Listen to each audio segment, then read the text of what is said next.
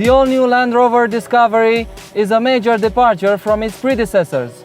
It's no longer shaped like a brick, it drives better on the road, and it's more luxurious and refined than ever before.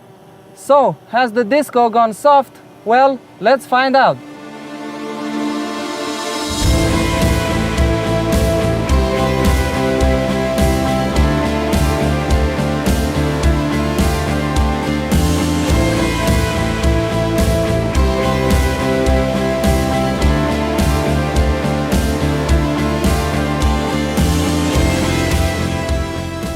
Judging by the way it drives on the asphalt, the Discovery has gone soft indeed, but only when it comes to ride quality, and that's a good thing. The optional air suspension soaks up bumps really well, particularly at high speeds. However, at lower speeds, the ride is a bit bouncy, particularly on seriously damaged roads. If refined means soft, then yes, the Discovery has gone soft too when it comes to cabin noise. Thanks to the more aerodynamic shape of its body, there's less wind, engine and tire noise inside. Right now I'm doing 130 kilometers an hour on the motorway, and the new Disco is as silent as luxury SUVs get. The only noise you can distinguish is wind noise, and that's due to the big bulky side mirrors. The interior is beautifully designed, and the top HSE luxury grade is nicely adorned with Windsor leather and oak trim. However, there are still hard plastics around the cabin, and some of them sound hollow when knocked. Land Rover has yet to find the right mix when it comes to interior quality. One thing I absolutely love about this car is the driving position. It's like sitting in an armchair at home, but instead of watching sports, you watch motorway traffic.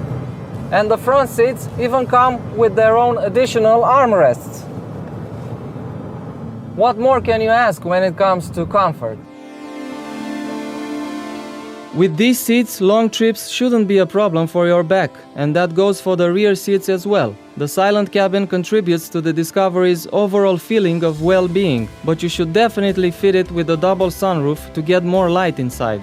The cabin is huge, and even the third row seats can accommodate two average-sized adults in comfort.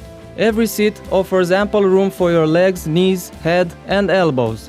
While the stadium seating configuration remains, rear passengers can't see that well ahead because of the massive head restraints. Storage spaces are abundant. The Disco offers almost 45 liters of stowage, with the biggest one lurking beneath the fat center tunnel cover. Even with all 7 seats in place, the Discovery offers a fair cargo volume of 258 liters. With the third row seats folded, capacity grows to 1,137 liters, and if the second row seats are down too, it reaches a van-like 2,500 liters. Also soft, but not in a good way, is handling. There's lots of body roll in corners. It's like trying to steer your own living room.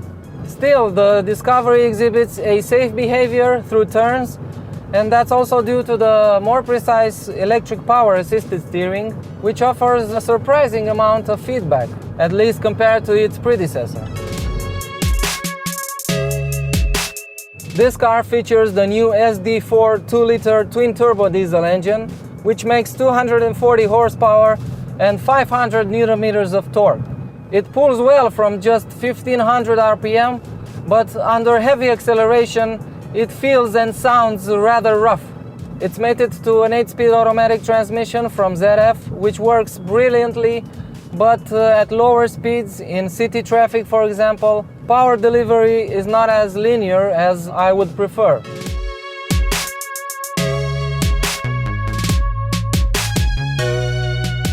When the tarmac ends, you begin to understand why the Discovery is synonymous with off-roading. The Terrain Response 2 system helps it adapt to the outside environment like a chameleon. The 2017 Disco is better in every respect than its predecessor.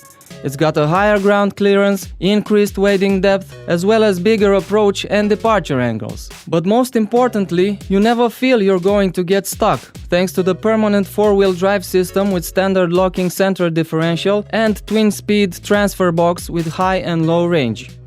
As you may suspect, the Discovery is not a very quick SUV. at least not with this powertrain. It goes from 0 to 100 kilometers an hour in 8.3 seconds and tops out at 207 kilometers an hour. But those are reasonable numbers for a massive SUV that weighs more than 2.1 tons. Speaking of weight, it must be said that the new Discovery is up to 480 kilograms lighter than its predecessor. The lighter weight obviously makes it more agile, but the Discovery is not an SUV you can have fun with in corners, that's for sure. Land Rover may have moved the Discovery upscale, but not at the expense of what made the nameplate famous in the first place. The new Disco is even more capable off-road than before and boasts the most spacious and practical interior in its class. And if that's not a redesign done by the book, I don't know what is.